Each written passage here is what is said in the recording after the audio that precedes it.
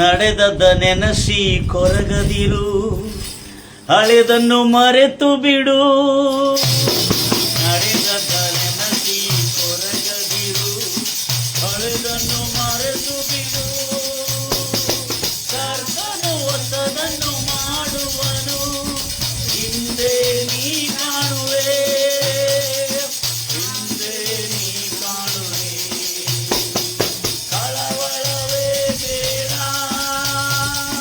ಕಳವಳವೇ ಬೇಡ, ನಮ್ಮ ಯೇಸು ಕೈ ಬಿಡಲಾರ, ನಮ್ಮ ಯೇಸು ಕೈ ಬಿಡಲಾರ.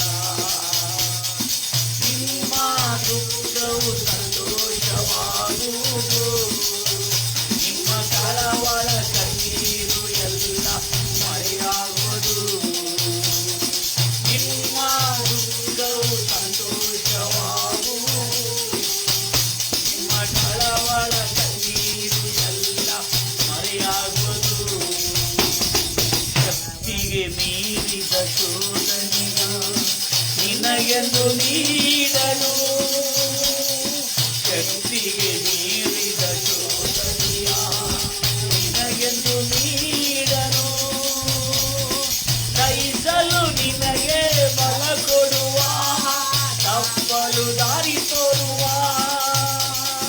ತಪ್ಪಲು ದಾರಿ ತೋರುವ. ಕಳವಳವೇ ಬೇಡ, ಕಳವಳವೇ ಬೇಡ, ನಮ್ಮ ಯೇಸು ಕೈ ಬಿಡಲಾರ, ನಮ್ಮ ಯೇಸು ಕೈ ಬಿಡಲಾರ. ನಿಮ್ಮ ದುಃಖವು ಸಂತೋಷವಾಗುವುದು, ನಿಮ್ಮ ಕಳವಳ ಕಣ್ಣೀರು ಎಲ್ಲ ಮರೆಯಾಗುವುದು. ಎಲ್ಲ ನನ್ನ ಪ್ರಿಯ ಸಹೋದರಿ ಸಹೋದರಿ, ಎಷ್ಟು ಆಸಕ್ತಿಯಿಂದ, ಎಷ್ಟು ನಂಬಿಕೆಯಿಂದ, ಎಷ್ಟು ಭಕ್ತಿಯಿಂದ ನೀವು ದೇವರ ವಾಕ್ಯವನ್ನು ಕೇಳ್ತಾ ಇದ್ರೆ, ನಿಶ್ಚಯವಾಗಿ ನಿಮ್ಮ ಭಕ್ತಿ ನಿಮ್ಮನ್ನು ಇನ್ನೂ ಹೆಚ್ಚಾಗಿ ಅಪಾರವಾಗಿ ಬಲಪಡಿಸಲಿ ಎಂಬುದಾಗಿ ನನ್ನ ಹಾರೈಕೆ ಆಗಿದೆ. ಕರ್ತ ನಾಮಕ್ಕೆ ಮಹಿಮೆ ಉಂಟಾಗಲಿ. ಕರ್ತನು ಬಹಳ ಒಳ್ಳೆಯವನು, ಆತನು ತನ್ನ ಒಳ್ಳೆಯದನ್ನು ಯಾವತ್ತಿಗೂ ತೋರಿಸ್ತಾ ಇರ್ತಾನೆ. ಆದರೆ ಬಹಳ ಇಂಟ್ರೆಸ್ಟಿಂಗ್ ಇರ್ತದೆ. ಯೇಸು ಕ್ರಿಸ್ತು ನಾಮದಲ್ಲಿ, in the name of Jesus Christ, ನಿನ್ನ ಶಾಂತಿ ಸದಾಕಾಲ ನಮ್ಮಲ್ಲಿ ಕೊಡಲಾಗಿದೆ ರಾಜ. ಈ ಲೋಕದ ಯಾವ ದುಷ್ಟ ಶಕ್ತಿಗಳು ಕೂಡ ನೀನು ಕೊಟ್ಟಿರುವ ಸಮಾಧಾನ ತೆಗಿಲಿಕ್ಕಾಗುದಿಲ್ಲ, ಮತ್ತು ನೀನು ಕೊಟ್ಟಿರುವ ಸಮಾಧಾನ ಯಾರು ಕೊಡ್ಲಿಕ್ಕೂ ಆಗುದಿಲ್ಲ. ಕರ್ತಾದಿ ಕರ್ತನು ಬಹಳ ಒಳ್ಳೆ ದೇವರು ನಮ್ಮ ದೇವರು. ದುಃಖ ಪಡುವರು ಧನ್ಯರು, ಅವರು ಸಂತೈಸಲ್ಪಡುವರು.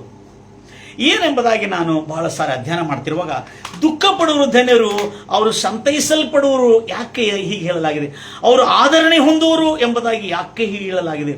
ಅನೇಕ ಸಾರಿ ನಾನು ದುಃಖಗಳನ್ನು ಗಮನಿಸಿರುವಾಗ ಬೈಬಲ್ನಲ್ಲಿ, ನಿನ್ನೆ ನಾವು ಮಾತಾಡಿದ್ದೇವೆ, ಮನುಷ್ಯನು ತಾನು ಮಾಡಿರುವ ಅಪರಾಧದ ನಿಮಿತ್ತ ಆಗಿರತಕ್ಕಂಥ ದುಃಖ, ಅಯ್ಯೋ ನಾನು ಇಂಥ ಘೋರ ಅನ್ಯಾಯ ಮಾಡಿಬಿಟ್ಟಿನಲ್ಲ ಎಂಬ ಮಾನಸಾಂತರದ ದುಃಖ, ಮಾರು ಮನಸ್ಸು ಕಲಿಗೆ ದುಃಖ. ಇದು ಮಾನಸಾಂತರದ ಮಾರ್ಪಾಟವಾದಂಥ ದುಃಖದ ಕುರಿತು ನಾನು ಬಹಳ ಸಾರಿ ಲಕ್ಷ್ಯ ಕೊಟ್ಟಿದೆ, ಗಂಭೀರವಾಗಿ ಹೇಳ್ತಿರಲ್ಲ. ಸೊ ಆದರೆ ಇಲ್ಲೇನಾಗ್ತಾ ಇದೆ ಅಂದ್ರೆ, ಕರ್ತ ನಾಮಕ್ಕೆ ಮಹಿಮೆಯುಂಟಾಗಲಿ, ಏನಾಗ್ತಾ ಇದೆ ಅಂದ್ರೆ, ಈ ಮಾನಸಾಂತರದ ದುಃಖ ಮಾನಸಾಂತರಕ್ಕೆ ನಡೆಸ್ತದೆ ಹೊರತು ಇದು ಲೌಕಿಕವಾದಂಥ ದುಃಖವಲ್ಲ. 3 ರೀತಿಯಾದ ದುಃಖಗಳ ಬಗ್ಗೆ ನಾನು ನೋಡಿದ್ದೇನೆ.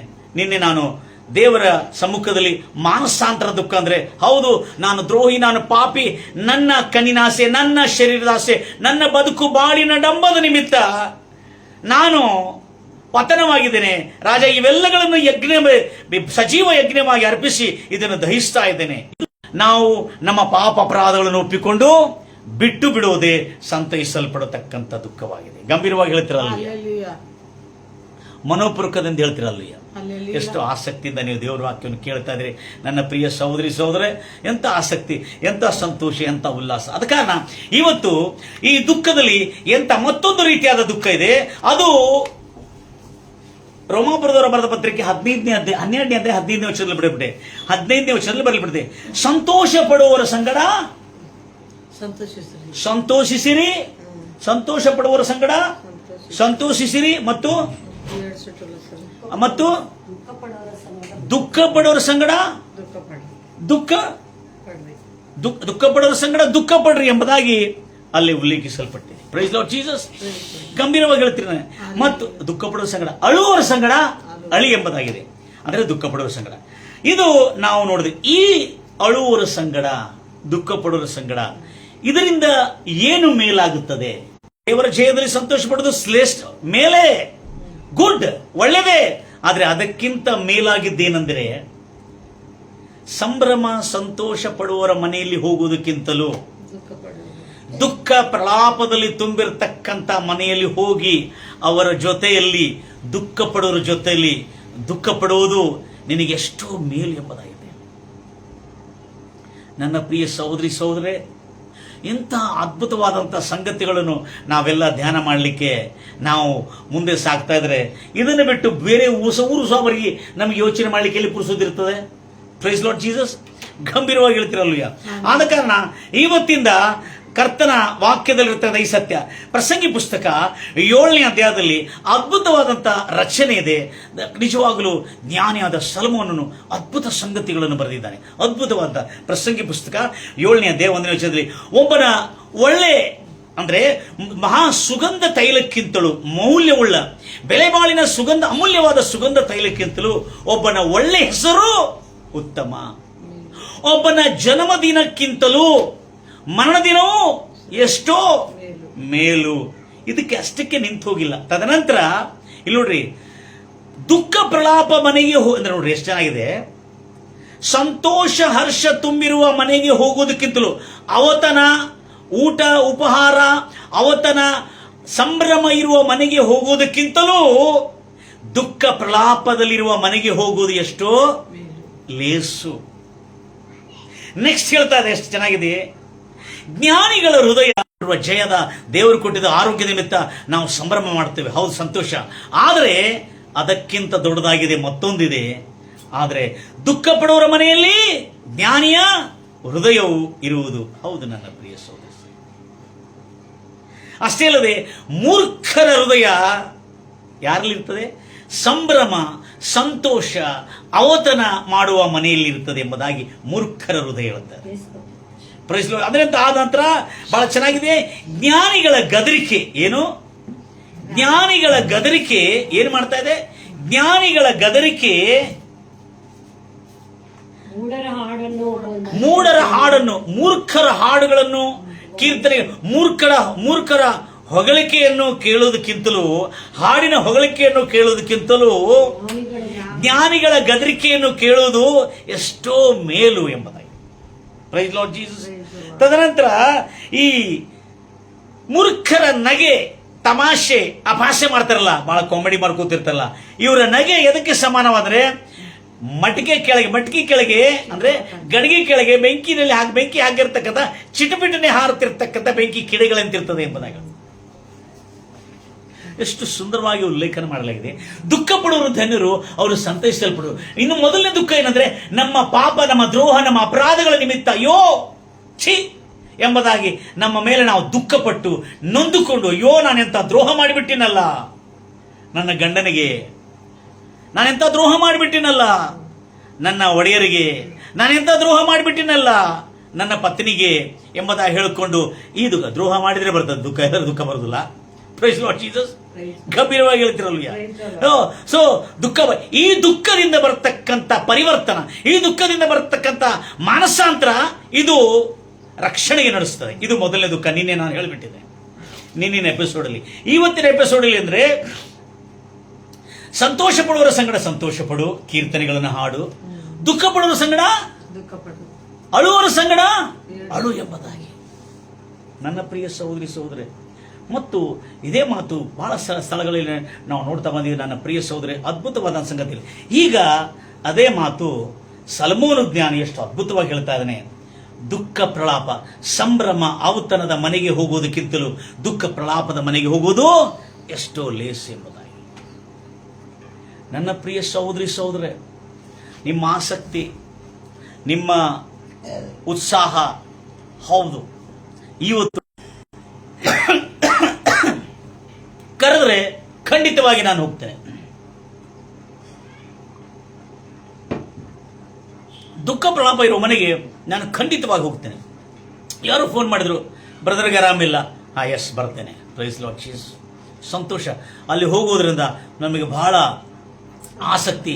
ಅವರ ದುಃಖದಲ್ಲಿ ನಾವು ಪಾಲುಗಾರರಾಗಿ ಅವರ ದುಃಖವನ್ನು ಮರೆಯುವಂತೆ ನಾವು ಮಾತಾಡೋದು, ಅವ್ರ ಜೊತೆಯಲ್ಲಿ ನಿಂತುಕೊಂಡಿರುವಾಗ ಏನಿಲ್ಲ, ನಾ ಏನು ಕೊಟ್ಟಿದ್ದಿಲ್ಲ ಏನಿಲ್ಲ ಸಿಸ್ಟರ್, ಜೊತೆಯಲ್ಲಿ ಹೋಗಿ ಹಾಸ್ಪಿಟಲ್ ಅಡ್ಮಿಟ್ ಆಗಿದ್ರೆ ಹೋಗಿ ಒಂದು 15 ನಿಮಿಷ ಅರ್ಧ ತಾಸು ಮಾತಾಡಿ ಬಂದ್ಬಿಡ್ತಾನೆ. ಓ ಆಧಾರ, ಪ್ರೈಸ್ ಲಾರ್ಡ್ ಜೀಸಸ್. ಗಂಭೀರ ಆರಾಮಿಲ್ಲದವರು ಪಾಪ ಸುಮ್ಮನೆ ಏನು ಕೊಡದೇ ಇರಲಿ, ಕನಿಷ್ಠ ಸುಮ್ಮನೆ ನಿಂತು ಅವ್ರ ಜೊತೆಯಲ್ಲಿ ನಿಂತು ಸಾಕು, ಅವ್ರಿಗೇನೋ ಒಂದು ಸಾಂತ್ವನ ಉಂಟಾಗ್ತದೆ. ಮತ್ತು ನಮಗೇನು ಉಂಟಾಗ್ತಂದ್ರೆ ಅವರ ದುಃಖ, ಅವರ ಕಣ್ಣೀರು, ಅವರ ಬಾಧೆ, ಅವರ ಸಂಕಟ ನೋಡಿರುವಾಗ ಮನಸ್ಸಿಗೆ ಹೌದು ಕರ್ತನೆ, ಇವರು ಎಂಥ ದುಃಖದಲ್ಲಿ ಎಂಥ ಸಂಕಟದಲ್ಲಿದ್ದಾರೆ, ಆ ದುಃಖದಲ್ಲಿ ಪಾಲ್ಗಾರಾಗಿರೋ ಅಜ್ಜಿ ಅಕ್ಕ ನೀವು ಕೇಳ್ರಿ ಎಷ್ಟೋ ಸಾರಿ, ನೀವು ಆ ದುಃಖದಲ್ಲಿ ಪಾಲ್ಗಾರಾಗಿರುವ ನಮ್ಮ ಆತ್ಮಕ್ಕೆ ಎಂಥ ಒಂದು ರೀತಿಯಾದಂಥ ಉಪಶಮನ, ಒಂದು ರೀತಿಯಾದಂಥ ಆಧರಣೆ ನಮಗುಂಟಾಗ್ತದೆ ಗೊತ್ತಿದೆ. ಅವರಿಗೆ ನಾವು ಆಧರಣೆ ಮಾಡ್ಲಿಕ್ಕೆ ಹೋಗ್ತೇವೆ, ಅದು ನಿಜವಾಗಿ ನೋಡಿದ್ರೆ ಸಾಂತ್ವನ ನಮಗೆ ಕೊಡ್ತದೆ. Praise Lord Jesus. ಗಂಭೀರವಾಗಿ ಹೇಳ್ತಿರಲ್ವ್ಯಾ? ಅದೇ ಸಂತೋಷ, ಹರ್ಷ, ಸಂಭ್ರಮ ಇರತಕ್ಕಂಥ ಸ್ಥಳಗಳಲ್ಲಿ ಹೋಗಿರುವಾಗ ಅಲ್ಲೇ ಸ್ವಲ್ಪ ನಿಮಿಷ ಸಂತೋಷ ಇರ್ತದೆ, ಆದರೆ ಕರ್ತನ ವಾಕ್ಯದಿಂದ ಉಂಟಾಗುವ ಸಂತೋಷ ಬೇರೆ. ಲೋಕ ಸಂಭ್ರಮ, ಔತಣ, ಮದುವೆ ವ್ಯಾಪಾರ, ಅದಕ್ಕೆ ಜನ್ಮದಿನನೂ ಬರೆಯಲ್ಪಟ್ಟಿದ್ದಿಲ್ಲ. ಒಬ್ಬನ ಜನ್ಮದಿನ, ಅಯ್ಯೋ ಸಚಿನ್ ದಿನಮುಖ ಪವಾಲನಿ ಎಕ್ಕಡುಂದಿ ಬೈಬಲ್ ಹೇಳ್ತದೆ, ಒಬ್ಬನ ಜನ್ಮದಿನಕ್ಕಿಂತಲೂ ಜನ್ಮದಿನಕ್ಕಿಂತಲೂ ಮರಣದಿನವೂ ಎಷ್ಟೋ ಅಮೂಲ್ಯ. ಮರಣದಿನ ಯಾರು ಮರಣಿಸ್ತಾರೆ, ಯಾರ ಮನೆಯಲ್ಲಿ ದುರ್ಘಟನೆ ನಡೆದಿರ್ತದೆ, ತೊಂದರೆಗಳಾಗಿರ್ತದೆ, ಅವರ ಮನೆಗೆ ಹೋಗಿ ದುಃಖ ಹಂಚಿಕೊಂಡು ನೋಡ್ರಿ. ಅವರನ್ನು ಆಧರಣೆ ಮಾಡುವುದಲ್ಲದೆ ನಿಮಗೆ ಎಷ್ಟು ಆಧರಣೆ ಆಗ್ತದೆ. ನನ್ನ ಪ್ರಿಯ ಸಹೋದರಿ ಸಹೋದರೇ, ದೇವರ ಮಕ್ಕಳೇ, ನಾನು ಒಂದು ವಿಚಿತ್ರ ಘಟನೆಯನ್ನು ಕೇಳಿದ್ದೇನೆ ಈ ದುಃಖದ ಕುರಿತು. ಬಹಳ ಜನರಿಗೆ ಇದೇ ದುಃಖ ಮನುಷ್ಯರಾಗಿರುವ ನಾವು ಹಂಚಿಕೊಳ್ಬೇಕು. ಕೇಳಿದ್ರೆ ಅಜ್ಜಿ, ಮನುಷ್ಯರಾಗಿರುವ ನಾವು ಹಂಚಿಕೊಳ್ಬೇಕು ಈ ದುಃಖ. ಆದರೆ ಈ ದುಃಖ ಬಾಯಿಲ್ಲದ ಪ್ರಾಣಿಗಳು ಹಂಚಿಕೊಂಡ್ರೆ ಹೆಂಗಿರ್ತದೆ ಆ ದಿನ, ಆ ಸಂಕಲ್ಪ, ಆ ಒಂದು ಸಂಗತಿ ಹೇಗಿರ್ಬೋದು? ಕರ್ತ ನಾಮಕ್ಕೆ ಮಹಿಮುಂಟಾಗಲಿ. ನನ್ನ ಪ್ರಿಯ ಸಹೋದರಿ ಸಹೋದರೇ, ಎಂತ ಅದ್ಭುತವಾದಂಥ ಸಂಗತಿ ನಾನು ಇವತ್ತು ಹೇಳಲಿಕ್ಕಿದ್ದೇನೆ. ನೀವೆಲ್ಲರೆಷ್ಟು ಗಮನದಿಂದ ಕೇಳ್ತಾ ಇದ್ದೀರಿ ನನ್ನ ಪ್ರಿಯ ಸಹೋದರಿ ಸಹೋದರಿ. ಯಾಕೆಂದ್ರೆ ನಾವು ಬಹಳ ಸಾರಿ ಅದನ್ನು ಗಮನಿಸುವುದಿಲ್ಲ, ಅದರ ಬಗ್ಗೆ ನಾವು ಲೆಕ್ಕವನ್ನು ಕೂಡ ಮಾಡುವುದಿಲ್ಲ. ಆದರೆ ಅನೇಕ ಸಾರಿ ನಾವು ಸಂಗತಿಗಳನ್ನು ಗಮನಿಸಿರುವಾಗ ಆತನ ಕಾರ್ಯಗಳು ನಾವು ಅರ್ಥ ಮಾಡಿಕೊಳ್ಳಿ. ದುಃಖ ಪಡುವ ಸಂಗಡ ದುಃಖ ಪಡ್ರಿ. ಅದಕ್ಕಾಗಿ ಇಲ್ಲಿ ನೋಡ್ರಿ, ಈಗ ಕಾಲದಲ್ಲಿ ಪ್ರಾಣಿಗಳು, ಎಂಥ ಪ್ರಾಣಿಗಳು ಒಂದು ಮನುಷ್ಯನು ಮರಣಿಸಿರುವಾಗ ತನ್ನ ದುಃಖವನ್ನು ವ್ಯಕ್ತಪಡಿಸಲು ಬಂದಿದ್ದು ಕೇಳಿದ್ರೆ ನೀವು ಯಾವಾಗಾದ್ರೆ ಜೀವರಾಶಿಗಳು. ಇದು ವಿಚಿತ್ರವಾದ ಘಟನೆ. 2012ರಲ್ಲಿ ನಡೆದಿರ್ತಕ್ಕಂಥ ಘಟನೆ ಇದು. ಆ ಘಟನೆ, ಒಂದು ಮನುಷ್ಯ, ಆತನ ಹೆಸರು ಲಾರೆನ್ಸ್ ಆಂಟೋನಿ ಎಂಬುದಾಗಿ. ಲಾರೆನ್ಸ್ ಆಂಟೋನಿ ಎಂಬವರು ಒಂದು 7 ಆನೆಗಳು, ಆಫ್ರಿಕಾ ಖಂಡದಲ್ಲಿ 7 ಆನೆಗಳನ್ನು ಆತನ ರಕ್ಷಿಸಿರ್ತಾನೆ. ಆನೆಗಳನ್ನು ಶೂಟ್ ಮಾಡುವುದರಿಂದ ರಕ್ಷಿಸಿ ಬೇರೆ ಒಂದು ಕಾಡಿಗೆ ತೆಗೆದುಕೊಂಡು ಹೋಗಿ ಅವರ ಕಾಳಜಿಯನ್ನು ವಹಿಸಿಕೊಂಡು ಅವುಗಳನ್ನು ಜೋಪಾನ ಮಾಡ್ತಾನೆ. ಆ ಕಾಡಿನಲ್ಲಿ 3500 ಹೆಕ್ಟೇರ್ಸ್ಗಳ ಕಾಡಿನಲ್ಲಿ ಅವುಗಳನ್ನು ಜೋಪಾನ ಮಾಡ್ತಾನೆ. ಆ ಜೋಪಾನ ಮಾಡಿ ಸುಮಾರು 19 ವರ್ಷ ಕಾಲ ಅವುಗಳು ಏನಾಗ್ತವೆ ಅಂದ್ರೆ, 7 ಆನೆಗಳು 3 ಪಟ್ಟು ಏನಾಗ್ತದೆ, ಬೆಳೆದು ಬರ್ತದೆ. 21 ಆನೆಗಳಾಗ್ತದೆ. ಆ 21 ಆನೆಗಳು ಆ 33,500 ಹೆಕ್ಟೇರ್ಗಳಲ್ಲಿ ಬೆಳೆದಿರ್ತಕ್ಕಂಥ ಆನೆಗಳು 19 ವರ್ಷ ಅವುಗಳಿಗೆ ಲಾರೆನ್ಸ್ ಆಂಟೋನಿ ಅನ್ನೋರು ಸೇವೆ ಮಾಡಿರ್ತಾರೆ. ಅಂದ್ರೆ ಅವುಗಳನ್ನು ರಕ್ಷಿಸಿರ್ತಾರೆ. ಕಾಡು ಆನೆ, ಕೆಟ್ಟ ಆನೆಗಳು. ಎಂತ ಆನೆಗಳು? ಕ್ರಿಮಿನಲ್ ಆನೆಗಳು, ಮನುಷ್ಯರ ಮೇಲೆ ದಾಳಿ ಮಾಡ್ತಿರ್ತಕ್ಕಂಥ ಆನೆಗಳು. ಇವು ನಿಯಂತ್ರಣ ತಪ್ಪಿರತಕ್ಕಂಥ ಆನೆಗಳು. ಅವುಗಳನ್ನು ನಿಯಂತ್ರಿಸಲಿಕ್ಕೆ ಸರ್ಕಾರದವರೆಗೂ ಆಗ್ತಾ ಇಲ್ಲ. ಈ ಆನೆಗಳನ್ನು ಕೊಂದಾಗಬೇಕೆಂಬುದಾಗಿ ಆರ್ಡರ್ ಅನ್ನು ಪಾಸ್ ಮಾಡಿದ್ರು. ಆ ಸಮಯದಲ್ಲಿ ಲಾರೆನ್ಸ್ ಆಂಟೋನಿ ಅವರು ಆ ಆನೆಗಳನ್ನು ಕೊಂದಾಕೋದು ಬೇಡ, ಆ ಆನೆಗಳನ್ನು ನಾನು ನಿಯಂತ್ರಿಸ್ತೇನೆ, ನನಗೆ 3500 ಹೆಕ್ಟೇರ್ಗಳು ನನಗೆ ಲ್ಯಾಂಡ್ ಅನ್ನು ಕೊಡ್ರಿ, ಆ ಲ್ಯಾಂಡ್ ಅಲ್ಲಿ ತೆಗೆದುಕೊಂಡು ಹೋಗಿ ಅವುಗಳನ್ನು ನಾನು ಕಂಪ್ಲೀಟ್ ಸ್ಥಳವನ್ನೇ ಚೇಂಜ್ ಮಾಡಿ ಅವುಗಳನ್ನು ನಾನು ಹತೋಟಿಗೆ ತರ್ತೇನೆ ಎಂಬುದಾಗಿ ಒಂದು ಅಗ್ರಿಮೆಂಟ್ ಮಾಡಿಕೊಂಡ ಲಾರೆನ್ಸ್. ಆ ಸಮಯದಲ್ಲಿ ಲಾರೆನ್ಸ್ ಅವರು ಇಂಥ ಅಗ್ರಿಮೆಂಟ್ ಮಾಡಿಕೊಂಡು ಅವುಗಳನ್ನು ಉಳಿಸಿದಕ್ಕಾಗಿ ನೀವು ಕೇಳಿದ್ರೆ ಆಶ್ಚರ್ಯ ಪಡ್ತೀರಾ ಅಕ್ಕವರೇ. ಎಲ್ಲೋ ಆನೆಗಳಿತ್ತು, ಆದರೆ 19 ವರ್ಷ ಅವರಿಗೆ ಸೇವೆ ಮಾಡಿದ ಈ ಮನುಷ್ಯ ಲಾರೆನ್ಸ್ ಅಂತವರು ಜೋನಸ್ಬರ್ಗ್, ಸೌತ್ ಆಫ್ರಿಕಾದ ಜೋನಸ್ಬರ್ಗ್ ಎಂಬ ಪಟ್ಟಣಕ್ಕೆ ಹೋಗಿದ್ದ. ಅಲ್ಲಿ ಆತನಿಗೆ ಹಾರ್ಟ್ ಅಟ್ಯಾಕ್ ಆಗಿ ತೀರ್ಕೊಂಡ. ಅಲ್ಲಿ ತೀರ್ಕೊಂಡಿದ ಮೇಲೆ ಇವಳ ಈ ತೋಲಾ ಅನ್ನತಕ್ಕಂಥ ಒಂದು ಸ್ಥಳ, ಆ ಸ್ಥಳಕ್ಕೆ ತೋಲಾ ಅನ್ನತಕ್ಕಂಥ ಹೆಸರಿಟ್ಟಿದ್ರು. ಯಾಕಂದ್ರೆ ಅಲ್ಲಿ ಒಂದು ತೋಲಾ ಅನ್ನತಕ್ಕಂಥ ಗೋತ್ರಿಕ ಜನರು ಅಲ್ಲಿದ್ರು, ಆ ಗ್ರಾಮೀಣ ಜನರು. ಅದರ ಪಕ್ಕದಲ್ಲಿ ಆ ಒಂದು ಅರಣ್ಯವನ್ನು ಸೇರ್ಪಾಟ್ ಮಾಡಿದ್ರು. ಅಲ್ಲಿ ಅವರ ಹೆಂಡತಿ ಮತ್ತು ಅವರ ಕುಟುಂಬ ಅಲ್ಲಿ ವಾಸ ಮಾಡ್ತಿತ್ತು. ಯಾರು? ಲಾರೆನ್ಸ್ ಆಂಥೋನಿಯವರ ಕುಟುಂಬ. ಅವಾಗ ಬೆಳಿಗ್ಗೆ ಅವರ ಹೆಂಡತಿಗೆ ಫೋನ್ ಬರ್ತದೆ. ಏನಂತ ಫೋನ್ ಬರ್ತದೆ? ಅಮ್ಮ, ನೀನ ಗಂಡ ತೀರ್ಕೊಂಡು ಹೋಗಿದ ಅಂತೇಳಿ. ಗಂಡ ತೀರ್ಕೊಂಡು ಹೋಗಿದ ಅಂದ್ರೆ ಆ ಕಾಡಿನ ಒಳಗೆ ಯಾರಿದ್ದಾರೆ? ಅವಳಿಗೆ ಆದರಣೆ ಮಾಡೋರು ಯಾರು ಇಲ್ಲ. ಇವಳು ಬಹಳ ದುಃಖಗ್ರಂಥಳಾಗಿ, ಅಯೋಮಯವಾಗಿ, ತಿಕ್ಕಮಿಕ್ಕವಾಗಿ, ಅವಳು ಬಹಳಷ್ಟು ನೊಂದುಕೊಂಡು ಏನು ಮಾಡ್ಬೇಕಂತ ಗೊತ್ತೊಳದೆ ಹಾಸಿಗೆ ಮೇಲೆ ಬಿದ್ದು ಬಿಟ್ಟಿರ್ತಾಳೆ ಅವಳು. ಎಲ್ಲರೂ ಹೇಳ್ತಾರಲ್ವ. ಆವಾಗ ಅಲ್ಲಿರ್ತಕ್ಕಂಥ ಕೆಲವು ಫಾರೆಸ್ಟ್ ಅಧಿಕಾರಿಗಳು, ಕೆಲವು ಕಾಡಿನ ಜನರು ಆ ಮನೆ ಹತ್ರ ಬರ್ಲಿಕ್ಕೆ ಪ್ರಯತ್ನ ಮಾಡ್ತಾ ಇರ್ತಾರೆ. ಆ ಸಮಯದಲ್ಲಿ ನೀವು ಕಲ್ಪನೆ ಮಾಡ್ಲಿಕ್ಕೆ ಹೋಗಲ್ಲ, ಈ ತರ ಸತ್ಯದ ಜೋನಸ್ಬರ್ಗ್ನಲ್ಲಿ, ಸೌತ್ ಆಫ್ರಿಕಾ. ಆದ್ರೆ ಈ ಆನೆಗಳು ರಾತ್ರಿ 12 ತಾಸು ನಡ್ಕೊಳ್ತಾ ಆ ಮನೆ ಹತ್ರ ಸುತ್ತಲೂ ಬಂದು ನಿಂತು ಬಿಟ್ಟಿದೆ. ಅದರಲ್ಲಿರ್ತಕ್ಕಂಥ ಅನುಕಂಪವನ್ನು ವ್ಯಕ್ತಪಡಿಸ್ತಾ ಇದೆ. ಈ ಒಬ್ಬಳಿಗೆ ಆ ಆನೆ ಅದು ಸ್ವರ ಮಾಡ್ತಾ ಇತ್ತು. ಆನೆ ಒಂದು ರೀತಿಯಾದಂತ ಧ್ವನಿ ಮಾಡ್ತಾ ಇತ್ತು. ಧ್ವನಿ ಮಾಡ್ತಿರುವಾಗ ಇವಳು ಕಿಟಕಿಯನ್ನು ತೆಗೆದು ಅದನ್ನು ನೋಡಿದ ಕೂಡಲೇ 21 ಆನೆಗಳು ಬಂದು ಅವಳ ಮನೆ ಸುತ್ತಲೂ ಅವರ ಮನೆ ಸುತ್ತಲೂ ನಿಂತು ಬಿಟ್ಟಿದೆ. ಏನ್ ತಿಳಿಸ್ತಾ ಇದೆ? ಆನೆಗಳು ದುಃಖವನ್ನು ವ್ಯಕ್ತಪಡಿಸ್ತಾ ಇದೆ. ದುಃಖ ಪಡೋರ ಸಂಗಡ ಆನೆಗಳು ದುಃಖ ಪಡ್ತಾರೆ. ಆವಾಗ ಈ ಒಂದು ಹೆಂಡತಿಗೆ, ಈ ಗಂಡನನ್ನು ಕಳ್ಕೊಂಡಿರುವ ಹೆಂಡತಿಗೆ ದಿಗುಲು, ಚಿಂತೆ, ಬಾಧೆ, ಕಳವಳ, ದಿಗುಲು ಏನವಳನ್ನು ಅಟ್ಟಿಸಿತ್ತಲ್ಲ, ಅದೇ ಸಮಯದಲ್ಲಿ ಅವಳು ಏನ್ ಮಾಡಿದ್ಲು ಗೊತ್ತಿದೆ? ಆ ಆನೆಗಳನ್ನು ನೋಡಿದ ಕೂಡಲೇ ಅವಳಿಗೆ ಏನೋ ಒಂದು ಸಾಂತ್ವನ ಉಂಟಾಯಿತು. ಅಯ್ಯೋ, ನನ್ನ ಗಂಡನು ಈ ಆನೆಗಳ ಪ್ರಾಣವನ್ನು ರಕ್ಷಿಸೋದಕ್ಕಾಗಿ ತನ್ನ ಯಜಮಾನನಿಗೆ ಕಡೆ ವಿದಾಯವು ಹೇಳೋದಕ್ಕಾಗಿ ಬಂದುಬಿಟ್ಟಿದೆಯಲ್ಲ ಎಂಬುದಾಗಿ ಆನೆಗಳು ತನ್ನ ಮನೆ ಸುತ್ತಲೂ ನಿಂತಿದ್ದು, ಆ ಆನೆಗಳು ಮಾಡುತ್ತಿರ್ತಕ್ಕಂಥ ಧ್ವನಿಗಳು, ಆ ದುಃಖವನ್ನು ವ್ಯಕ್ತಪಡಿಸ್ತಿರ್ತಕ್ಕಂಥ ಧ್ವನಿಗಳು, ಅಲ್ಲಿರ್ತಕ್ಕಂಥ ಫಾರೆಸ್ಟ್ ಡಿಪಾರ್ಟ್ಮೆಂಟ್, ಅಲ್ಲಿರ್ತಕ್ಕಂಥ ಎಲ್ಲ ಗ್ರಾಮೀಣ ಜನರು ಆಶ್ಚರ್ಯಚಕಿತರಾದರು. ಏನಂತ ತಿಳ್ಕೊಂಡು, ಇದು ಎಂತ ಆನೆಗಳಪ್ಪ. ಆಶ್ಚರ್ಯವಾಗಿದ್ದು ಏನು ಗೊತ್ತಿದೆ ಅಕ್ಕವ್ರೆ? ಅವರಿಗೆ ಈ ಮನುಷ್ಯ ಸತ್ತೋಗಿದ್ದು ಅವರಿಗೆ ತಿಳಿದು ಹೇಗೆ ಬಂತು? 12 ತಾಸು ದೂರದಲ್ಲಿ ಜಂಗಲ್ನಲ್ಲಿದ್ದಾವೆ. 19 ವರ್ಷ ಅವುಗಳನ್ನು ನೋಡಿಕೊಂಡಿದ್ದಾನೆ. ಸತ್ತಿದ್ದ 12 ತಾಸುಗಳಿಗೆ ಒಳಗೆ ಇದು ಬಂದು ನೋಡಿದ ಕೂಡಲೇ ಈ ಹೆಣ್ಮಗಳು, ಅಯ್ಯೋ ಎಂತ ಆದರಣೆ ಅದು ಗೊತ್ತಿದೆ, ಎಂತ ಆದರಣೆ. ಅದಕ್ಕಾಗಿ ದೇವರ ಮಕ್ಕಳೇ, ಪಶು ಪ್ರಾಣಿಗಳು ದೇವರ ವಾಕ್ಯಕ್ಕೆ ವಿಧೇಯರಾಗ್ತಾ ಇದ್ದೇವೆ. ನಾವು ವಿಧೇಯರಾಗ್ತಾ ಇದ್ದೇವಾ? ಸಂತೋಷ, ಸಂಭ್ರಮ, ಸಂತೋಷ ಪಾರ್ಟಿಗಳು, ಔತಣಗಳಲ್ಲಿ ಹೋಗ್ತೇವೆ. ಸಂತೋಷ ಹೋಗಬಾರ್ದು ಅಂತ ಹೇಳ್ತಾ ಇಲ್ಲ, ಆದ್ರೆ ಅವುಗಳಿಗೆ ಹೋಗೋದಕ್ಕಿಂತಲೂ ದುಃಖ ಪ್ರಲಾಪ ಇರುವ ಮನೆಗೆ ಹೋಗೋದು ನಿನಗೆ ಎಷ್ಟೋ ಲೇಸು. ನಿನ್ನ ಹೃದಯಕ್ಕದಷ್ಟು ಮೇಲೂ ದುಃಖ ಪಡೋರ ಸಂಗಡ ದುಃಖ ಪಟ್ಟಾಗ, ನಿನ್ನ ದುಃಖವನ್ನು ಅವರ ಸಂಗಡ ದುಃಖ ಪಟ್ಟಿರುವಾಗ, ಆ ದುಃಖದಲ್ಲಿ ಅವರಿಗೆ ಆಧರಣ ಮಾತ್ರ ಅಲ್ಲ, ನಿನಗೂ ಸಂತೈಸಬೇಕು ದೊರಕುತ್ತೆ. ಆ ಆನೆಗಳು ಅಮ್ಮವರೇ, 2 ದಿವಸ ಆನೆಗಳು ನೀರು ಆಹಾರ ಕುಡಿಯದೆ ಆ ಮನೆ ಸುತ್ತಲೂ ನಿಂತಿದ್ದಂತೆ.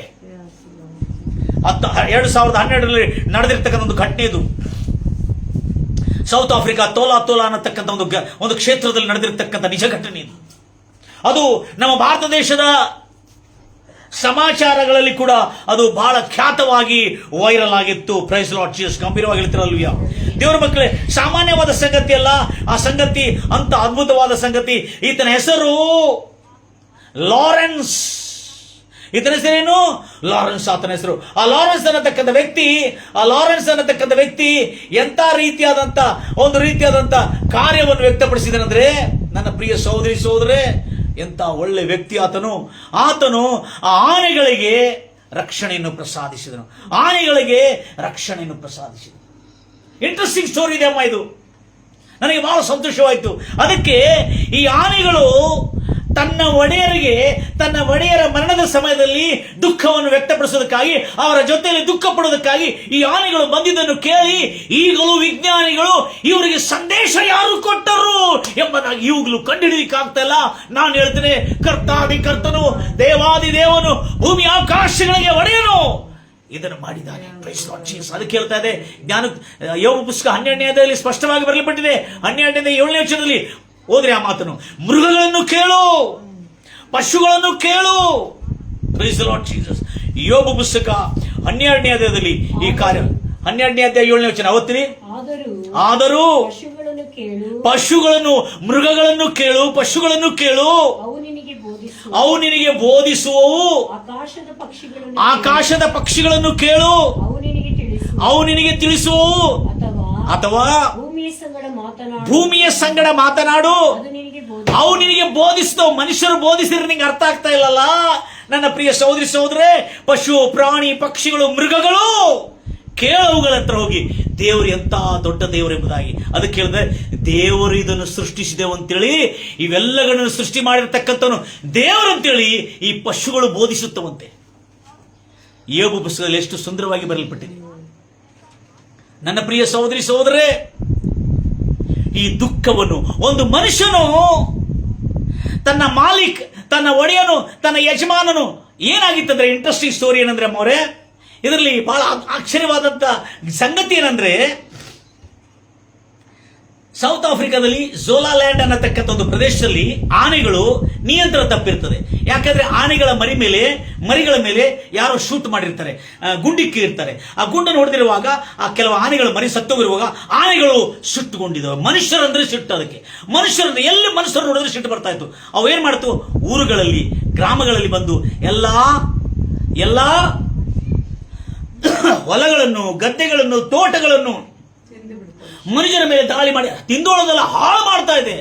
ಎಲ್ಲಿ ಮನುಷ್ಯರು ನೋಡಿದ್ರೆ ಹೆದರ್ತಾ ಇದೆ, ಗಾಬರಿ ಆಗ್ತಾ ಇದೆ. ಅದಕ್ಕಾಗಿ ಎಲ್ಲರ ಮೇಲೆ ದಾಳಿ ಮಾಡ್ತಾ ಈ 7 ಆನೆಗಳು ನಿಯಂತ್ರಣ ತಪ್ಪಿ ಹುಚ್ಚಾಗಿದ್ದಾವೆ, ಇವುಗಳು ಕ್ರಿಮಿನಲ್ ಆಗಿಬಿಟ್ಟಾವೆ ಅಂತ ತಿಳ್ಕೊಂಡು ಅಲ್ಲಿ ಅನೇಕ ಜನರು, ಗ್ರಾಮೀಣ ಜನರು, ಅಲ್ಲಿರುವ ಪಟ್ಟಣ ಜನರು, ಅಲ್ಲಿರುವ ನಾಗರಿಕರು ಇದರ ಮೇಲೆ ಕಂಪ್ಲೇಂಟ್ ಮಾಡಿರುವಾಗ, ಆಗ ಅಲ್ಲಿನ ಅರಣ್ಯ ಇಲಾಖೆದವರು, ಎಲ್ಲಿ ಸೌತ್ ಆಫ್ರಿಕಾನ ಝೋಲಾಲ್ಯಾಂಡ್ ಅನ್ನತಕ್ಕಂಥ ಅರಣ್ಯ ಇಲಾಖೆಯವರು ಈ 7 ಆನೆಗಳು ನಿಯಂತ್ರಣ ತಪ್ಪಿಬಿಟ್ಟಿದೆ, ಇದಕ್ಕೆ ಹುಚ್ಚಿಡಿದು ಬಿಟ್ಟಿದೆ, ಅದಕ್ಕಾಗಿ ಈ ಆನೆಗಳು ಕ್ರಿಮಿನಲ್ ಆಗಿಬಿಟ್ಟಿದೆ. ಯಾಕೆಂದ್ರೆ ಇವುಗಳ ಮೇಲೆ ಮನುಷ್ಯರು ದಾಳಿ ಮಾಡಿರುವುದರಿಂದ ಇವುಗಳು ಏನಾಗ್ಬಿಟ್ಟಿದೆ, ಸೇಡು ತೀರಿಸಿಕೊಳ್ತದೆ. Praise Lord Jesus, hallelujah. ಅದಕ್ಕಾಗಿ ಈ ಆನೆಗಳನ್ನು ಗುಂಡಿಕ್ಕಿ ಕೊಂದು ಹಾಕಬೇಕೆಂಬುದಾಗಿ ಆರ್ಡರ್ ಪಾಸ್ ಮಾಡಿರ್ತಾರೆ. ಆರ್ಡರ್ ಪಾಸ್ ಮಾಡಿರುವಾಗ ಆ ಮಾತುಗಳನ್ನು ಮಾತಾಡೋದಕ್ಕಾಗಿ ಈ ಲಾರೆನ್ಸ್ ಆಂಟೋನಿ ಅವರಿಗೆ ಈ ಸರ್ಕಾರದಿಂದ ಫೋನ್ ಬರ್ತದೆ. ಫೋನ್ ಬಂದಿರುವಾಗ, ದಯಮಾಡಿ ಆನೆಗಳನ್ನು ಕೊಂದು ಹಾಕೋದು ಬೇಡ. ಇತರಿಗೆ ಫೋನ್ ಬಂದಿದ್ದು ಬೇರೆ ಕಾರಣ. ಆ ಆನೆಗಳನ್ನು ಕೊಂದಾಗೋದಿಲ್ಲ, ಆ ಆನೆಗಳನ್ನು ನಾನು ತಗೊಂಡು ಹೋಗ್ತೇನೆ. ನನಗೆ 3500 ಹೆಕ್ಟರ್ಸ್ಗಳ ಅರಣ್ಯ ಪ್ರದೇಶವನ್ನು ನನಗೆ ಕೊಡಿ. ಆ ದೇಶದಲ್ಲಿ ತೋಲಾ ಅನ್ನತಕ್ಕಂಥ ಪ್ರದೇಶದಲ್ಲಿ ನಾನು ಅಲ್ಲೇ ಆ ಆನೆಗಳನ್ನು ನಾನು ನೋಡಿಕೊಳ್ತೇನೆ, ಅವುಗಳ ಕಾಳಜಿ ಮಾಡ್ತೇನೆ, ಅವುಗಳನ್ನು ನಾನು ಎಲ್ಲ ಸಾಕಾಣಿಕೆ ಮಾಡ್ತೇನೆ ಮತ್ತು ಅವುಗಳನ್ನು ನಿಯಂತ್ರಿಸ್ತೇನೆ ಎಂಬುದಾಗಿ ಆತನು ಆತ್ಮವಿಶ್ವಾಸದಿಂದ, ಈತನು ಬಗ್ದಾದ್ ಎಂಬ ಈತನು ಇರಾನ್ ಮತ್ತು ಇರಾಕ್ ಮಧ್ಯದಲ್ಲಿ ಯುದ್ಧ ನಡೀತಾ ಇರುವಾಗ ಅಲ್ಲೇ ಪ್ರಾಣಿಗಳ ರಕ್ಷಣೆಗಾಗಿ ಹೋಗಿರ್ತಾನೆ. ಈತನು ಯಾರು? ಲಾರೆನ್ಸ್ ಆಂಟೋನಿ ಅವರು. 1991ನೇ ಇಸ್ವಿಯಲ್ಲಿ ನಡೆದಿರ್ತಕ್ಕಂಥ ಘಟನೆ ಇದು. 91ನೇ ಇಸ್ವಿಯಲ್ಲಿ ಏನಾಯ್ತಂದ್ರೆ, ಈತನು ಜವಾಬ್ದಾರಿ ತೆಗೆದುಕೊಂಡು ಆ ಆನೆಗಳನ್ನೆಲ್ಲ ಸರ್ಕಾರದ ಸಹಾಯದಿಂದ ಆ ಆನೆಗಳನ್ನೆಲ್ಲ ಝೋಲಾಲ್ಯಾಂಡ್ ಎನ್ನತಕ್ಕಂಥ ಪ್ರದೇಶದಿಂದ ಅವುಗಳನ್ನು ವಾಹನಗಳಿಂದ ಸಾಗಾಣಿಕೆ ಮಾಡಿ ವರ್ಗಾವಣೆ ಮಾಡಿ ತೋಲಾ ಎನ್ನತಕ್ಕಂಥ ಅರಣ್ಯ ಪ್ರದೇಶಕ್ಕೆ ಅವುಗಳನ್ನು ತಂದು ಬಿಡ್ತಾರೆ. ಈ ಅರಣ್ಯಗಳಲ್ಲಿ ತಂದು ಬಿಟ್ಟಿರುವಾಗ ಲಾರೆನ್ಸ್ ಅನ್ನತಕ್ಕಂಥ ವ್ಯಕ್ತಿ ಈ ಅರಣ್ಯಗಳಲ್ಲಿ ತಂದು ಬಿಟ್ಟಿರುವಾಗ ಆ ಅರಣ್ಯದಲ್ಲಿ ಪೂರ ಅರಣ್ಯಕ್ಕೆ ಸುತ್ತಲೂ ಎಲೆಕ್ಟ್ರಿಕ್ ಫೆನ್ಸ್, ವಿದ್ಯುತ್ ಶಕ್ತಿಯ ವಿದ್ಯುತ್ತಿನ ಕಾಂಪೌಂಡ್ ಹಾಕಿರ್ತಾರೆ, ಬೇಲಿ ಹಾಕಿರ್ತಾರೆ. ಅದು ಹೆಚ್ಚಿನ ವ್ಯಾಟ್ಸ್ಗಳು, ವೋಲ್ಟ್ಸ್ಗಳು ಹೊಂದಿರತಕ್ಕಂಥ ಒಂದು ಕಾಂಪೌಂಡ್. ಅದು ಅದನ್ನು ಟಚ್ ಮಾಡಿದ್ರೆ ಆನೆಗಳು ಹಾರಿ ಬೀಳುತ್ತದೆ ಹೊರತು ಸಾಯುವುದಿಲ್ಲ. ಅಂತ ರೀತಿಯಾದಂಥ ಕಾಂಪೌಂಡ್ಗಳನ್ನು ಸುಮಾರು 35 ಕಿಲೋಮೀಟರ್ ಸುತ್ತಲೂ ಮತ್ತು 3500 ಹೆಕ್ಟರ್ಗಳ ಕಾಡಿನ ಒಳಗೆ ಅವುಗಳನ್ನು ಬಿಡುತ್ತಾರೆ. ಬಿಟ್ಟಿದ ಕೂಡಲೇ ಅದು ಹೊಸ ಜಾಗ ಎಂಬುದಾಗಿ ಹೇಳಿ ಆನೆಗಳು ಹೆದರಿ ಆ ಸ್ಥಳದಿಂದ ಓಡಿ ಹೊರಗೆ ಬರ್ಲಿಕ್ಕೆ ಪ್ರಯತ್ನ ಮಾಡ್ತಾ ಇರ್ತವೆ. ಆವಾಗ ಆನೆಗಳಲ್ಲಿ ಒಂದು ದೊಡ್ಡ ಆನೆ ಇತ್ತು, ತಾಯಿ ಆನೆ. ಆ ತಾಯಿ ಆನೆ ಏನ್ ಮಾಡಿತ್ತು, ಆ ರೌದ್ರ ಶಿಟ್ಟಿಂದ ಅದು ಎಷ್ಟು ಕರೆಂಟ್ ಶಾಕ್ ತಾಗಿದ್ರು ಕೂಡ ಆ ಬೇಲಿಯನ್ನು ಮುರಿಲಿಕ್ಕೆ ಪ್ರಯತ್ನ ಮಾಡ್ತಾ ಇತ್ತು. ಆ ಸಮಯದಲ್ಲಿ ಲಾರೆನ್ಸ್ ಅವರಿಗೆ ಮತ್ತು ದೂರವಾಣಿ ಇತ್ತು, ನಿಮ್ಮ ಆನೆಗಳೆಲ್ಲ ಮತ್ತು ಹೊರಗೆ ಬರ್ತಾ ಇದೆ. ಒಂದು ವೇಳೆ ಆನೆಗಳು ಹೊರಗೆ ಬಂದು ಮನುಷ್ಯರ ಮೇಲೆ ಏನಾರು ಆಯ್ತಂದ್ರೆ ಆನೆಗಳನ್ನು ಒಂದು ಉಳಿಸುವುದಿಲ್ಲ, ಗವರ್ಮೆಂಟ್ ಎಲ್ಲರೂ ಶೂಟ್ ಮಾಡಿಬಿಡ್ತೇವೆ, ಎಲ್ಲ ಆನೆಗಳು ಶೂಟ್ ಮಾಡಿಬಿಡ್ತೇವೆ ಎಂಬುದಾಗಿ ಮತ್ತು ಲಾರೆನ್ಸ್ ಅವರಿಗೆ ತಿಳಿಸಿದ್ಕೊಳ್ಳಿ. ಲಾರೆನ್ಸ್ ಹೇಳಿದ್ರು, ದಯಮಾಡಿ ಏನು ಮಾಡ್ಲಿಕ್ಕೆ ಹೋಗ್ಬೇಡ್ರಿ, ನಾನು ಅವುಗಳನ್ನು ನಿಯಂತ್ರಿಸ್ತೇನೆ ಅಂತೇಳಿ ಲಾರೆನ್ಸ್ ಅವರು ತನ್ನ ಪ್ರಾಣವನ್ನು ಒತ್ತಿಟ್ಟು ಆತನು ಹೋಗಿ ಆ ಆನೆಗಳನ್ನು ನಿಯಂತ್ರಿಸಿದ. ಆನೆಗಳ ಭಾಷೆಯನ್ನು ಕಲ್ತ್ಕೊಂಡಿದ್ದ. ಆನೆಗಳ ಜೊತೆ ಮಾತಾಡ್ತಕ್ಕಂಥ ಕೆಲವು ಭಾಷೆ ಇದೆ. ಅದಕ್ಕೆ ಇಂಗ್ಲಿಷಲ್ಲಿ ವಿಸ್ಪರರ್, ಎಲಿಫೆಂಟ್ ವಿಸ್ಪರರ್ ಅಂತ ಹೇಳ್ತಾರೆ. ಅದಕ್ಕೆ ಈ ಕನ್ನಡದಲ್ಲಿ ಮಾವೋವಾದಿಗಳು ಅಂತ ಹೇಳ್ತಾರೆ. ಕನ್ನಡದಲ್ಲಿ ನಮ್ಮ ಕಾಡಿನಲ್ಲಿ ಬರ್ತಾರೆ, ಇಲ್ಲಿ ನಮ್ಮ ಗ್ರಾಮೀಣದಲ್ಲಿ ಇದ್ದಾರೆ ಅವರು ಆನೆಗಳನ್ನು ನಿಯಂತ್ರಿಸ್ತಾರೆ, ಈಗಲೂ ಇದ್ದಾರೆ, ಇಂಥವ್ರು ಇದ್ದಾರೆ. ಇವನು ಆನೆಗಳ ಸಂಗಡ ಆ ಆನೆಯ ಆ ಕಾಂಪೌಂಡ್ ಹೊರಗೆ ಆ 3500 ಹೆಕ್ಟೇರ್ಸ್ಗಳಿರ್ತಕ್ಕಂಥ ಆ ಬೇಲಿ ಒಳಗೆ, ಆ ವಿದ್ಯುತ್ ಬೇಲಿ ಒಳಗೆ ಬೇಲಿ ಮುರಿದು ಹೊರಗೆ ಬರ್ತಾರವಾಗ ಅವುಗಳನ್ನು ನಿಯಂತ್ರಿಸಿ, ಅವುಗಳ ಜೊತೆಯಲ್ಲಿ ಮಾತನಾಡಿ, ಅವುಗಳ ಜೊತೆಲಿ ಅವುಗಳ ಭಾಷೆಯಲ್ಲಿ ಅವುಗಳ ಕೂಗಿಂದ ಅದು ವಿಧ ವಿಧವಾದಂಥ ಕೂಗುಗಳನ್ನು ಸನ್ನೆಗಳನ್ನು ಮಾಡಿ ಅವುಗಳನ್ನು ಭರೋಸೆಯಲ್ಲಿ ತಗೊಂಡಿರುವಾಗ ಆ ಆನೆದೊಟ್ಟಿಗೆ ಆ 7 ಆನೆಗಳು, ಅದರಲ್ಲಿ ತಾಯಿ ಆನೆ ಅಂದಿತ್ತು, ದೊಡ್ಡ ಆನೆ, ಆ 7 ಆನೆಗಳು ಶಾಂತವಾದವು. ನೀವು ಅದಕ್ಕೆ ಏನಂತ ಹೇಳ್ಕೊಡ್ತಾರೆ, ನೀವು ಈ ಕಾಂಪೌಂಡ್ ಒಳಗೆ ಇರಿ, ಇಲ್ಲೇ ಸುರಕ್ಷಿತವಾಗಿರ್ತೀರಿ, ಏನಾಗೋದಿಲ್ಲ ನಿಮಗೆ ಅಂತೇಳಿ ಅವುಗಳಿಗೆ ವಿಶ್ವಾಸಕ್ಕೆ ತೆಗೆದುಕೊಂಡು ಆ ಆನೆಗಳ ಜೊತೆಲಿ ಪ್ರತಿದಿನ ಆನೆಗಳಿಗಾಗಿ ಆತನ ಕಾಂಪೌಂಡ್ ಪಕ್ಕದಲ್ಲಿ ಮಂಚವನ್ನು ಹಾಕೊಂಡು ಮಲಗುತ್ತಿದ್ದನಂತೆ. ಬಹಳ ಇಂಟ್ರೆಸ್ಟಿಂಗ್ ಇತ್ತು. ಒಂದು ಸಿನಿಮಾನೇ ಆಗಿದೆ ಈ ಆನೆಗಳ ವಿಷಯದಲ್ಲಿ. ಯಾಕಂದ್ರೆ ಇವತ್ತವರೆಗೂ ಆನೆಗಳಿಗೆ ಸುದ್ದಿ ತಿಳಿಸಿದವರು ಯಾರು? 12 ತಾಸು ದೂರದಲ್ಲಿ ಇರ್ತಕ್ಕಂಥ ಆನೆಗಳು. ಈತನು ತೋಲಾ ಎಂಬ ಲ್ಯಾಂಡ್ ನಲ್ಲಿದ್ದಾನೆ, ಅಲ್ಲ ಈತನ ಮನೆ ತೋಲಾ ಅನ್ನೋ ಲ್ಯಾಂಡ್ ನಲ್ಲಿದೆ. ಈತನ ಮನೆ ಅಲ್ಲದೆ ಈತನ ಜೋನಸ್ಬರ್ಗ್ ಎಂಬ ಪಟ್ಟಣಕ್ಕೆ ಹೋಗಿದ್ದಾನೆ, ಇಲ್ಲಿಂದ ಬೆಂಗಳೂರಿಗೆ ಹೋಗಿದ್ದಾನೆ. ಬೆಂಗಳೂರು ಹೋಗಿದ್ರೆ ಇಲ್ಲೇ ಮನೆ ಇದೆ ಅವ್ರದ್ದು. ಆತನ ಸತ್ತಿದ್ದ ಅಲ್ಲೇ ಇದು ಎಲ್ಲ ಮನೆ ಕಡೆ ಬಂದಿದ್ದಾವೆ ಆನೆಗಳು. ಇದನ್ನು ನೋಡಿರುವ ದೃಶ್ಯ ಅಲ್ಲಿರ್ತಕ್ಕಂಥ ಫಾರೆಸ್ಟ್ ಅರಣ್ಯ ಇಲಾಖೆವರೆಗೂ, ಇದು 2012ರಲ್ಲಿ ಲಾರೆನ್ಸ್ ಆಂಟೋನಿ ಅವರ ಒಂದು ಅದ್ಭುತವಾದಂತಹ ಕಾರ್ಯದಲ್ಲಿ ನಾವು ಇದನ್ನು ನೋಡ್ತೀವಿ ನನ್ನ ಪ್ರಿಯ ಸಹೋದರಿ. ಯಾಕಂದ್ರೆ ಈ ಸಂಗತಿ ಸಾಮಾನ್ಯವಾದ ಸಂಗತಿ ಅಲ್ಲ ನನ್ನ ಪ್ರಿಯರೇ. ಯಾಕಂದ್ರೆ ಇದು ಸಾಮಾನ್ಯವಾದ ಸಂಗತಿ ಅಲ್ಲ. ನಾವು ಆವಾಗ ದಿನೇ ಕಳೆದಂತೆ ಆತನು ಏನು ಮಾಡಿದನಂದ್ರೆ, ಅವುಗಳಿಗೆ ಏನೇನು ವ್ಯವಸ್ಥೆ ಬೇಕು ಅವೆಲ್ಲ ಮಾಡಿ ಆ ಕಾಡಿನಲ್ಲಿ ಅವುಗಳ ಜೊತೆಲಿದ್ದುಕೊಂಡು ಅವುಗಳ ಜೊತೆ ಮಾತಾಡ್ತಾ ಆತನು ರಾತ್ರಿಯಲ್ಲಿ ಅವುಗಳ ಜೊತೆಲಿದ್ದುಕೊಂಡು ಅವುಗಳು ಹೊರಗೆ ಬರದಂತೆ ಆತನು ಮಂಚವನ್ನು ಹಾಕೊಂಡಲ್ಲಿ ಮಲಗಿರುವಾಗ ಆ ಆನೆಗಳು ಕೂಡ ಆತನ ಪಕ್ಕದಲ್ಲಿ ಬಂದಲ್ಲೇ ಕಾಂಪೌಂಡ್ ಒಳಗೆ ನಿಂತಿರ್ತಾವಂತೆ. ಆವಾಗ ಅದು ಏನಾಗ್ತಾ ಇತ್ತಂದ್ರೆ ಅವಳಿಗೆ ಒಂದು ಧೈರ್ಯ, ಈ ಮನುಷ್ಯ ನಮ್ಮ ರಕ್ಷಣೆಗಾಗಿ ಇಲ್ಲಿ ನಿಂತಿದ್ದಾನೆ ಅಂದ್ರೆ ಆ ಒಡೆಯನು ಆ ಆನೆಗಳನ್ನು ರಕ್ಷಿಸಿದ್ದಾನೆ. ಅಲ್ಲದೆ ಆ ಆನೆಗಳಿಗೆ ಏನಾಗುವುದಿಲ್ಲ ಎಂಬುದಾಗಿ ಆನೆಗಳಿಗೆ ಸನ್ನೆಯಿಂದ ಆ ಶಬ್ದಗಳು ಮಾತಾಡ್ತಾ ಆನೆಗಳು ಮತ್ತೆ ಹೇಳ್ತಾರೆ, ಆನೆಗಳ ಜೊತೆಲಿ ಮಾತಾಡ್ತಾ ಇದ್ದನು. ಯಾವಾಗ ಡಿಸ್ಟರ್ಬ್ ಆಗಿರ್ತದೆ. ಮತ್ತು ಅಷ್ಟೇ ಅಲ್ಲದೆ ಆನೆಗಳಿಗೆ ಹಾಡಾಡ್ತಾ ಇದ್ದಾನಂತೆ.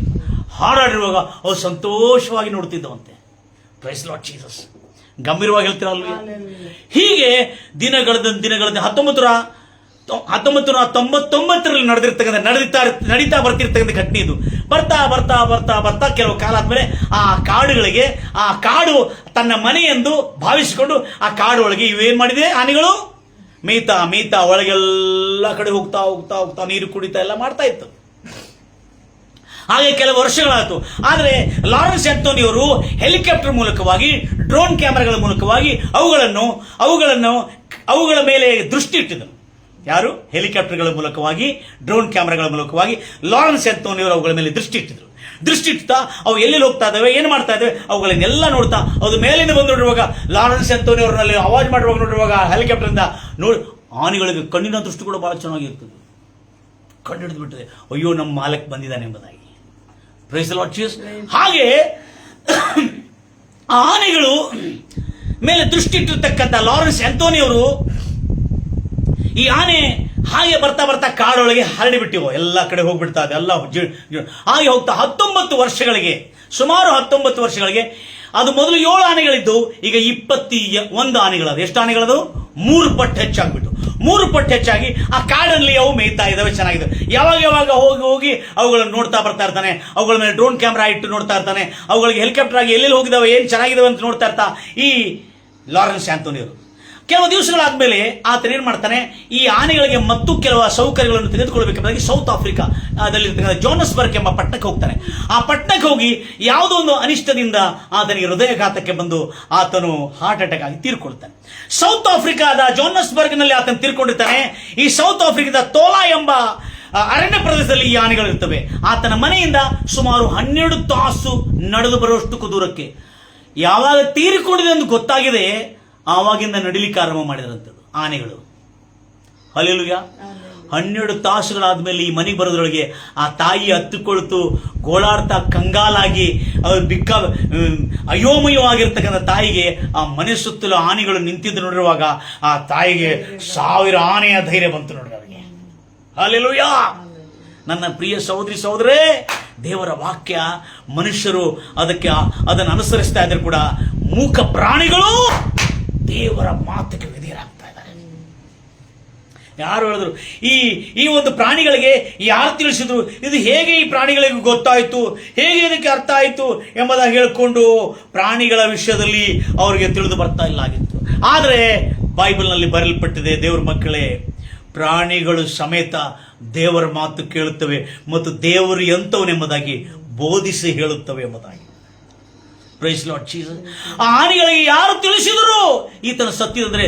ದೇವರು ತನ್ನ ಸಂಕೇತಗಳಿಂದ ತಿಳಿಸಿ ಇಲ್ಲಿ ಹೋಗುವುದಕ್ಕಾಗಿ ಅದು ಬರಬೇಕಂದ್ರೆ ಕೂಡ ಅದಕ್ಕೆ ಹೋಗಿ ಮನೆಗೆ ಹೋಗಿ ಕರೆದ್ರು ಬರೋದಿಲ್ಲ ಕೆಲವು ಜನ ಸತ್ತವರಂದ್ರೆ. ಆದ್ರೆ ಆನೆಗಳಲ್ಲಿ ಒಂದು ಆನೆ ಉಳಿದಿಲ್ಲ, 21 ಆನೆಗಳು ಕೂಡ ಈ 12 ತಾಸು ನಡೆಯುತ್ತಾ ರಾತ್ರಿ ಅಲ್ಲೇ ಆ ಬಿಸಿಲಲ್ಲಿ ಆ ಮುಳ್ಳು ಕೊಂಪೆಗಳಲ್ಲಿ ಆ ಕಟ್ಟ ಕಾಡಲ್ಲಿ ಭಯಂಕರವಾದ ಕಾಡಲ್ಲಿ ನಡೆಯುತ್ತಾ 12 ತಾಸು ನಡೀತಾ ಆ ಮನೆ ಎದುರುಗಡೆ ಬಂದು ನಿಂತು ಬಿಟ್ಟಿದೆ. ತನ್ನ ದುಃಖಗಳನ್ನು ವ್ಯಕ್ತಪಡಿಸುವ ಕೆಲವು ಧ್ವನಿಗಳನ್ನು ಮಾಡ್ತಾ ಇತ್ತಂತು. ಎಂತ ಆಶ್ಚರ್ಯವಾದ ಘಟನೆ ನನ್ನ ಪ್ರಿಯ ಸಹೋದರಿ. ಇದಾಯ್ತಾ? ಅಲ್ಲಿರ್ತಕ್ಕಂಥ ಫಾರೆಸ್ಟ್ ಡಿಪಾರ್ಟ್ಮೆಂಟ್ ಅವರಿಗೆ, ಅಲ್ಲಿರ್ತಕ್ಕಂಥ ನಾಗರಿಕರಿಗೆ, ಗ್ರಾಮೀಣರಿಗೆ ಕಣ್ಣಲ್ಲಿ ನೀರು ಬಂದ್ಬಿಡ್ತು. ಏನಪ್ಪ, ಮತ್ತೆ ಆನೆಗಳು ಯಾರ ಮೇಲೆ ದಾಳಿ ಮಾಡಿಲ್ಲ, ಯಾವ ಮನುಷ್ಯರನ್ನು ಟಚ್ ಮಾಡಿಲ್ಲ. ಬಂದು ಆ ಮನೆ ಮುಂದೆ 2 ದಿವಸ ನಾವು ಬಂದು ಸತ್ತ ಮನೆಯಲ್ಲಿ ಒಂದು ಸತ್ತಾಗಿ ಮಣ್ಣು ಮಾಡಿದ್ರೆ ಮನೆಗೆ ಹೋಗ್ಬಿಡ್ತೇವೆ ನಾವು. ಅವು 2 ದಿವಸಗಳು ಆ ಮನೆ ಸುತ್ತಲೂ ನಿಂತುಕೊಂಡು ನೀರು ಆಹಾರವಿಲ್ಲದೆ ತನ್ನ ದುಃಖವನ್ನು ವ್ಯಕ್ತಪಡಿಸಿ ದುಃಖ ಪಡುವರ ಮನೆಯಲ್ಲಿ ದುಃಖ ಪಡಲಿಕ್ಕೆ ಆನೆಗಳು ಬಂದಿದ್ದಾವಂದ್ರೆ ಅದಕ್ಕೆ ಔತಣ ಸಂಭ್ರಮ ಇರುವ ಮನೆಗೆ ಹೋಗೋದಕ್ಕಿಂತಲೂ ದುಃಖ ಪ್ರಲಾಪದಲ್ಲಿರುವ ಮನೆಗೆ ಹೋಗೋದು ಎಷ್ಟೋ ಮೇಲು. ಜ್ಞಾನಿಯ ಮನಸ್ಸು ದುಃಖ ಪ್ರಲಾಪದಲ್ಲಿರುವ ಮನೆಯಲ್ಲಿರುತ್ತದೆ ಹೊರತು ಮೂರ್ಖನ ಮನಸ್ಸು ಹಾಡು, ಸಂಭ್ರಮ, ಸಂತೋಷ ಮತ್ತು ಔತಣ ಮಾಡುವ ಮನೆಯಲ್ಲಿರ್ತದೆ ಎಂಬುದಾಗಿ ಬೈಬಲ್ ಸುಮ್ಮನೆ ಹೇಳಿಲ್ಲ. ಈ ಮಾತನ್ನು ಅನುಸರಿಸಿರ್ತಕ್ಕಂಥ ಆನೆಗಳ ವಿಷಯದಲ್ಲಿ ನಾನು ಮಾತಾಡಿದ್ದೇನೆ. ಏನ್ ಮಾತಾಡಿದರೆ? ದೇವರನ್ನು ಕೇಳ್ರಿ. ದೇವರು ಬೋಧಿಸಿರುವ ಬೋಧಕರಿಂದ ಅರ್ಥ ಮಾಡ್ಕೊಳ್ಳೋದಿದ್ರು ಕೂಡ ಆನೆಗಳು ಬೋಧಿಸ್ತಾ ಇದ್ದಾವೆ ದೇವರು ಎಂತ ಒಳ್ಳೆ ದೇವರು ಎಂಬುದಾಗಿ. ಆನೆಗಳು ಬೋಧಿಸ್ತಾ ಇದ್ದಾವೆ, ಹೌದು ದೇವರು ದುಃಖ ಪಡುವವರ ಮನೆಗೆ ಹೋಗು ಎಂಬುದಾಗಿ ಮನುಷ್ಯರಿಗೆ ಹೇಳಿದರೆ, ಆದರೆ ನಾವು ಹೋಗ್ತಾ ಇದೆ ಎಂಬುದಾಗಿ ಬೋಧಿಸಿ ಸಾಕ್ಷಿಯಾಗಿ ತೋರಿಸ್ಕೊಡ್ತಾ ಇದ್ದಾರೆ. ನನ್ನ ಪ್ರಿಯ ಸಹೋದರಿ ಸಹೋದರೇ, ಎಷ್ಟು ಆಸಕ್ತಿಯಿಂದ ದೇವರ ವಾಕ್ಯವನ್ನು ಕೇಳ್ತಾ ಇದ್ದಾರೆ. ಇದು ಒಂದೇ ಅಲ್ಲ ನನ್ನ ಪ್ರಿಯ ಸಹೋದರಿ ಸಹೋದರಿ. ಆನೆ ಎಲಿಫೆಂಟ್ ವಿಸ್ಪರರ್ ಅಂತ ಹೇಳಿ ಒಂದು ಸಿನಿಮಾನೇ ಅದರ ಬಗ್ಗೆ ತೆಗೆದಿದ್ದಾರೆ. ಯಾಕೆಂದ್ರೆ ಇದು ನನ್ನ ಹೃದಯವನ್ನು ಬಹಳಷ್ಟು ಕದಲಿಸಿತು. ಯಾಕಂದ್ರೆ ದೇವರ ವಾಕ್ಯದಲ್ಲಿ ಬರೆಯಲ್ಪಟ್ಟಿದೆ, ಮೃಗಗಳನ್ನು ಕೇಳಿರಿ, ಅವುಗಳು ನಿನಗೆ ಬೋಧಿಸುತ್ತವೆ.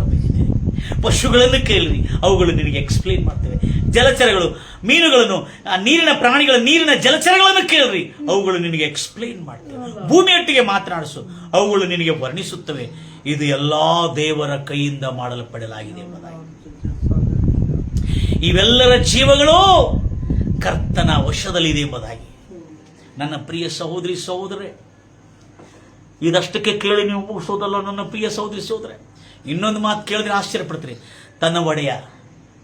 ನನ್ನ ಒಡೆಯ ನಮ್ಮನ್ನು ಸೌತ್ ಆಫ್ರಿಕಾದಲ್ಲಿರ್ತಕ್ಕಂಥ ಫಾರೆಸ್ಟ್ ಅವರು ಕೊಂದಾಗಬೇಕೆಂಬುದಾಗಿ ತಿಳ್ಕೊಂಡಿರ್ತಕ್ಕಂಥ ಅಂಥ ಸಮಯದಲ್ಲಿ ನಮ್ಮ ಒಡೆಯ ನಮ್ಮನ್ನು ರಕ್ಷಿಸಿದ.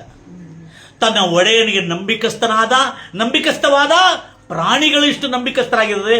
ಮನುಷ್ಯರು ಇದನ್ನು ನೋಡಿ ಕಲಿಬೇಕು. Praise the Lord Jesus.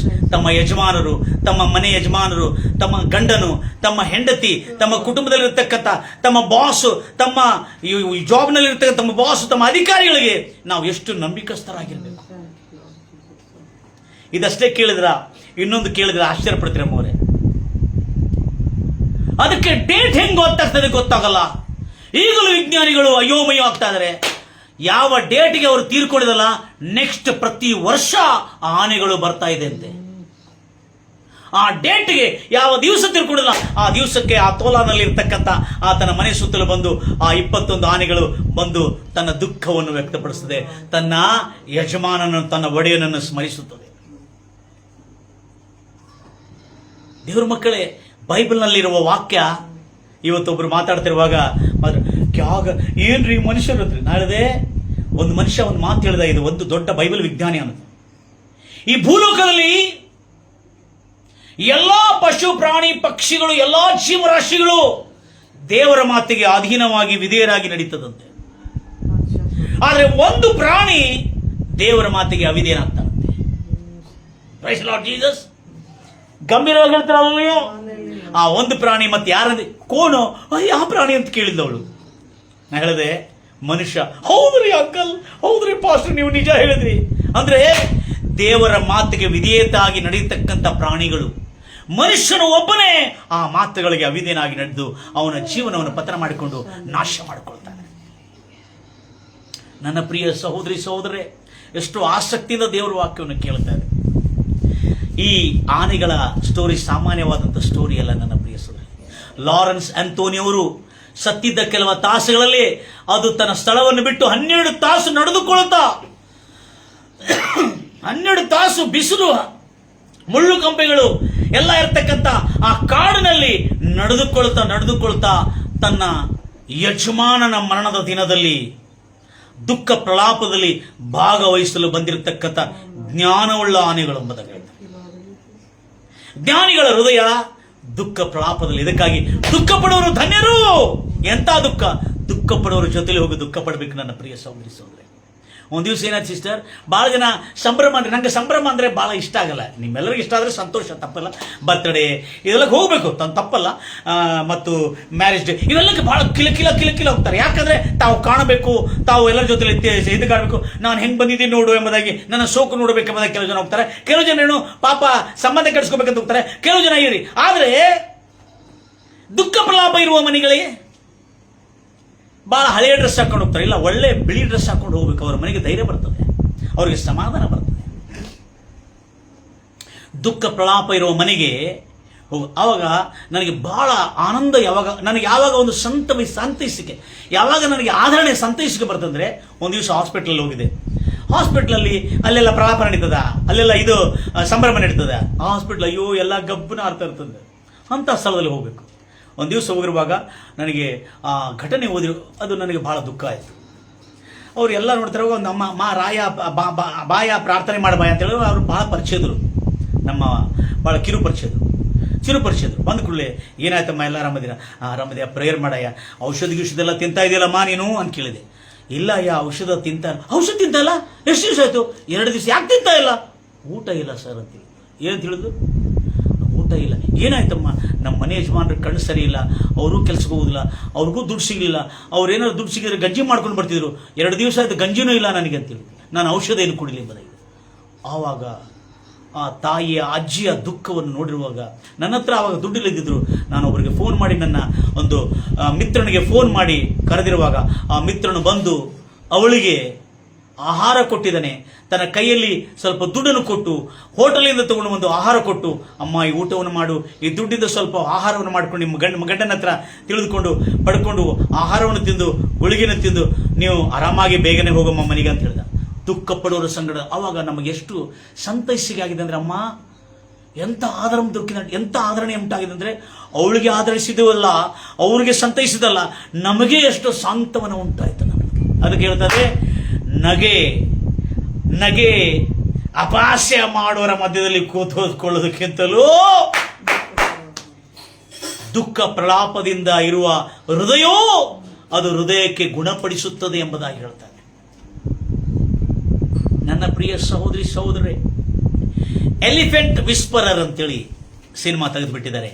ಇನ್ನೊಂದು, ಆತನ ಹೆಸರು ಲಾರೆನ್ಸ್ ಆಂಥೋನಿ, ಆನೆಗಳ ರಕ್ಷಕನು. ಹಲ್ಲೆಲೂಯಾ. ನನ್ನ ಪ್ರಿಯ ಸಹೋದರಿ ಸಹೋದರೇ, ಇವತ್ತು ನಮ್ಮ ರಕ್ಷಕನಾದ ಯೇಸು ಕ್ರಿಸ್ತನನ್ನು ನಾವು ಸ್ಮರಿಸ್ತಾ ಇದ್ದೇವಾ? ಈತನು ಲಾರೆನ್ಸ್ ಆಂಥೋನಿ ಸತ್ತಿದ್ದಕ್ಕಾಗಿ, ಆತನ ಸತ್ತಿದ್ದ ನಿಮಿತ್ತ ಇವುಗಳೆಲ್ಲ ಆ ದುಃಖಗಳಲ್ಲಿ ಪಾಲಾಗಲಿಕ್ಕೆ ಬಂದಿದ್ದಾವೆ. ನಿನಗೂ ನನಗೋಸ್ಕರವಾಗಿ ನಿನ್ನ ಪಾಪ ಶಾಪಗಳು ರೋಗಗಳನ್ನು ನಿವಾರಿಸುವುದಕ್ಕಾಗಿ ನಮಗಾಗಿ ಆ ಶಿಲುಬೆ ಮೇಲೆ ಮರಣಿಸಿರುವ ಆ ಒಡೆಯನಿಗಾಗಿ ನಾವು ಪ್ರತಿದಿನ ಪ್ರಾರ್ಥನೆಗೆ ಬಂದು ನಮ್ಮ ಜೀವನವನ್ನು ದೇವರಿಗೆ ಸಮರ್ಪಿಸಿ ಆತನ ಆ ಒಂದು ಭಯಂಕರವಾದಂಥ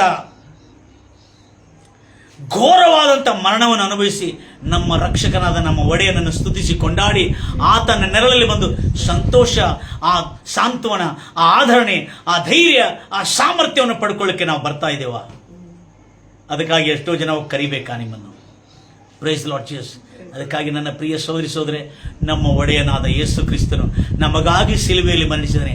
ಪ್ರತಿದಿನ ಒಂದು ನನ್ನ ಕ್ಷೇಮ, ನನಗೆ ಕೊಟ್ಟಿರುವ ಸುಖ, ನನಗೆ ರಕ್ಷಣೆ, ನನಗೆ ಆತ್ಮರಕ್ಷಣೆ, ನನಗೆ ಪ್ರಾಣ ರಕ್ಷಣೆ, ನನಗೆ ದೇಹ ರಕ್ಷಣೆ ಕೊಟ್ಟಿರತಕ್ಕಂಥ ಆ ಯೇಸುವನ್ನು ಸ್ತುತಿಸೋದಕ್ಕಾಗಿ ಪ್ರತಿದಿನ ಸಂಜೆಗೆ ನಾವೆಲ್ಲರೂ ಪ್ರತಿಯೊಂದು ಕಡೆಗೆ ಸೇರ್ತಾ ಇದ್ದೇವೆ ನನ್ನ ಪ್ರಿಯ ಸೋದರೇ. ಯಾಕಂದರೆ ನಮ್ಮ ರಕ್ಷಕನು, ನಮ್ಮ ಒಡೆಯನ ಮರಣವು, ಆತನ ಸಿಲುಬೆಯ ಘೋರ ಮರಣವು ನನಗೆ ರಕ್ಷಣೆ, ನನಗೆ ಸಮಾಧಾನ, ನಮಗೆ ನೆಮ್ಮದಿ, ನಮಗೆ ಶಾಂತವನ್ನು ನೀಡಿದ್ದಕ್ಕಾಗಿ ಆತನ ನೆರಳಲ್ಲಿ ಬಂದು ಪ್ರತಿ ಸಾರಿ ನಾವು ಆತನನ್ನು ಕೊಂಡಾಡತಕ್ಕಂಥರಾಗಿದ್ದೇವೆ. ಆತನನ್ನು ಕೃತಜ್ಞತಾ ಸ್ತುತಿಗಳನ್ನು ಸಲ್ಲಿಸತಕ್ಕಂಥರಾಗಿದೆ. ಆತನ ಮಾಡಿರುವ ಉಪಕಾರಗಳನ್ನು ಕೀರ್ತಿಸಿ ಹಾಡಿ ಹೊಗಳೋದಕ್ಕಾಗಿ ನಾವು ಬಂದಿದ್ದೇವೆ. ನನ್ನ ಪ್ರಿಯ ಸೋದರೇ, ಆಣೆಗಳಿಗಿರುವಷ್ಟು ತಿಳುವಳಿಕೆ ನಮಗಿದೆಯಾ? ತನ್ನ ಒಡೆಯನ ನಿಮಿತ್ತ ಆ ಆನೆಗಳು 8-12 ತಾಸುಗಳು ನಡೆಯುತ್ತಾ ಬಂದು ಆತನಿಗೆ ತನ್ನ ಶ್ರದ್ಧಾಂಜಲಿಯನ್ನು, ತನ್ನ ಟ್ರಿಬ್ಯೂಟ್ ಅನ್ನು ಅರ್ಪಿಸಿದೆ ಎಂಬುದರಿಗೆ ಸಾಮಾನ್ಯವಾದ ಮಾತ. ಈಗ ನಿಮ್ಮ ದೇವರಾದ ಕರ್ತನಿಗೆ ನೀವು ಟ್ರಿಬ್ಯೂಟ್ ಕೊಡೋದು ಬೇಕಲ್ಲ, ಶ್ರದ್ಧಾಂಜಲಿ ಕೊಡೋದು ಬೇಕಲ್ಲ. ನೀವು ನಿಮ್ಮ ದುಃಖ ಬಾಧೆಗಳನ್ನು ದೇವರು ನಿವಾರಿಸಿ ನಿಮ್ಮನ್ನು ರಕ್ಷಣೆ ನೀಡಿದಕ್ಕಾಗಿ ಆತನ ಸನ್ನಿಧಾನದಲ್ಲಿ ಬಂದು, ದೇವಾ ನೀನು ನನಗೆ ಎಂಥ ರಕ್ಷಣೆ ಕೊಟ್ಟಿದೆ ಎಂಬುದಾಗಿ ಯಾಕೆ ನೀನು ಬಂದು ಕೊಂಡಾಡಿ ದೇವರ ಸಮ್ಮುಖದಲ್ಲಿ ಆತನು ಕೊಟ್ಟಿರುವ ರಕ್ಷಣೆ, ಆತನ ಪಾಪದಿಂದ ಉಂಟಾಗುವ ಶಾಪದಿಂದ ಉಂಟಾಗುವ ನರಕದಿಂದ ರಕ್ಷಿಸಿರುವ ಆ ರಕ್ಷಕನಿಗೆ ನಾವು ಎಷ್ಟು ಋಣಿಯಾಗಿರಬೇಕು, ಆ ರಕ್ಷಕನಿಗೆ ನಾವೆಷ್ಟು ಕೃತಜ್ಞರಾಗಿರಬೇಕು, ಆ ರಕ್ಷಕನಿಗೆ ನಾವೆಷ್ಟು ನಂಬಿಕಸ್ಥರಾಗಿರಬೇಕು. ಆನೆಗಳು ತನ್ನ ಒಡೆಯನಿಗೆ ನಂಬಿಕಸ್ಥನಾಗಿದ್ದವು, ಮನುಷ್ಯನು ಆಗಿರುವ ನಾವು ನಂಬಿಕಸ್ಥರಾಗಿದ್ದೇವ. ಈಗೋ ಆನೆಗಳ ಕಾರ್ಯಗಳಿಂದ, ಆನೆಗಳ ಕೃತ್ಯದಿಂದ, ಆನೆಗಳ ಕ್ರಿಯೆಗಳಿಂದ ನಮಗೆ ಒಂದು ಉಪದೇಶ ಸಿಕ್ಕಿದೆ. ಅದೇನೆಂದರೆ ತನ್ನ ಒಡೆಯನ ಮೇಲೆ ಎಷ್ಟು ನಂಬಿಕೆ, ತನ್ನ ಒಡೆಯನಿಗೆ ನಂಬಿಕಸ್ಥವಾಗಿ, ತನ್ನ ಒಡೆಯನಿಗೆ ಕೃತಜ್ಞರಾಗಿರ್ತಕ್ಕಂಥ, ತನ್ನ ಒಡೆಯನ ಉಪಕಾರವನ್ನು ನೆನೆಸತಕ್ಕಂಥ ಆನೆಗಳಿಗಿರ್ತಕ್ಕಂಥ ತಿಳುವಳಿಕೆ ನಮಗಿದೆಯಾ?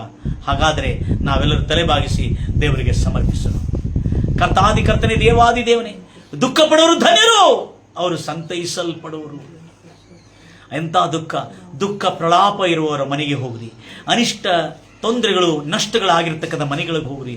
ದುಃಖ ಪ್ರಲಾಪದಲ್ಲಿರುವ ಮನೆಗಳಿಗೆ ಹೋಗೋದು ಎಷ್ಟೋ ಶ್ರೇಷ್ಠ ಎಂಬುದಾಗಿಲ್ಲ.